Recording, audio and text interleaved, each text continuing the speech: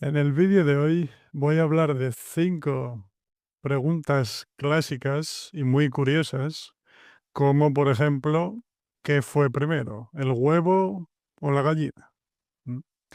Y son 5 preguntas que parecen simples, pero que tienen respuestas que no son tan obvias. Vamos con el vídeo de hoy. La primera pregunta es, efectivamente, ¿qué fue primero, el huevo o la gallina? ¿Mm? Una pregunta clásica y una pregunta a la que muchas personas piensan. Obviamente fue la gallina, porque sin la gallina no puede haber un huevo. ¿Eh? Pero desde el punto de vista científico la respuesta es diferente. Y es que hace millones de años existían unos animales muy similares a las gallinas, pero que no eran gallinas, eran un poco diferentes. Y uno de estos animales puso un huevo pum, eh, en el que se produjo una mutación genética, un pequeño cambio en el ADN. Y de este huevo nació algo nuevo, la primera gallina verdadera. Entonces, desde el punto de vista biológico, el huevo fue primero, pero no un huevo de gallina, sino un huevo de un animal similar que contenía a una gallina, a la primera gallina de la historia. Interesante, ¿eh? La segunda pregunta es otra pregunta clásica, que es que si un árbol se cae en el bosque y nadie lo escucha, hace ruido. Y parece una pregunta filosófica y realmente lo es, ¿sí? Porque si nadie lo escucha, ¿existe el ruido o no? ¿Mm? Y para responder a esta pregunta, hay dos formas de interpretar la pregunta. ¿Sí? Hay dos formas de verla, dos respuestas posibles. Desde el punto de vista de la ciencia, el sonido existe, sí, porque el sonido es una vibración del aire, una onda, ¿sí? Y cuando el árbol se cae, produce estas ondas, estas vibraciones.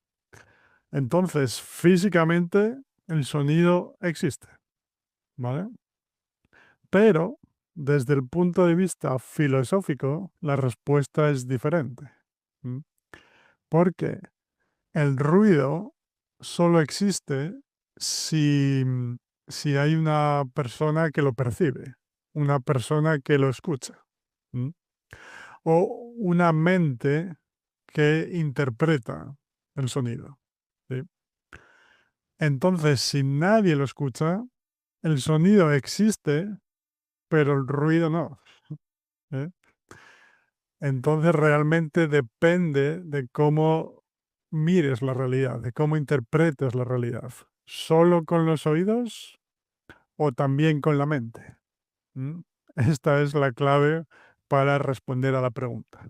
Entonces, desde el punto de vista de la ciencia, el sonido existe, pero desde el punto de vista filosófico, el sonido existe, pero el ruido no, porque no hay una persona que lo interprete. Creo que continúa siendo una pregunta compleja, sí, y difícil de responder. La tercera pregunta es si los peces tienen sed. Sed es la necesidad que tenemos los humanos, las personas, de beber líquidos en general, agua principalmente. ¿Sí? Y parece una pregunta absurda porque los peces viven en el agua. Entonces, ¿cómo es posible que tengan sed? ¿Mm? Pero la respuesta es que depende del pez. ¿Por qué? Los peces que viven en agua dulce, en ríos y lagos, tienen un pequeño problema. Y es que su cuerpo contiene más sal que el agua que los rodea. Entonces, el agua entra constantemente en su cuerpo y no necesitan beber. ¿M? Pero los peces de agua salada, como los peces que viven en el océano, están rodeados de agua con mucha sal. Y su cuerpo pierde agua constantemente y necesitan beber. ¿M? Y después su cuerpo filtra la sal a través de las branquias, esta parte del cuerpo del pez. Entonces la respuesta es que algunos peces beben agua y otros no, ¿sí? Pero en general no tienen la sed, la necesidad que tenemos los humanos, porque su cuerpo regula el agua de una forma diferente. Pero es una respuesta interesante. La pregunta número 4 es ¿por qué el cielo es azul? ¿Mm? Otra pregunta muy común que tiene una explicación muy interesante.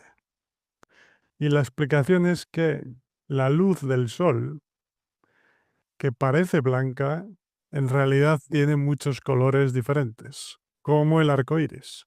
¿Mm? Y cuando la luz entra en la atmósfera de la Tierra, choca con las moléculas del aire. Y los colores de ondas más cortas, como el azul, se dispersan más fácilmente. Y por eso vemos el cielo de color azul. ¿Mm? Y en algunos momentos del día, como el amanecer y el atardecer, la luz tiene que pasar por más atmósfera y los colores azules se dispersan antes. Y es por eso que vemos colores como rojos o naranjas en esos momentos del día. ¿Sí? Entonces la explicación es una mezcla de física y poesía. Y la pregunta final, la número 5, es que si viajas a la velocidad de la luz, el tiempo se detiene, se para. ¿M? Y para responder a esta pregunta tenemos que hablar de Albert Einstein, ¿sí? Porque según la teoría de la relatividad, el tiempo y el espacio están conectados. ¿M? Y si un objeto se mueve muy rápido, muy deprisa, el tiempo se desacelera para ese objeto. ¿Sí? Este fenómeno se conoce como dilatación del tiempo. Entonces, imagínate que viajas en una nave espacial casi a la velocidad de la luz. ¿Sí?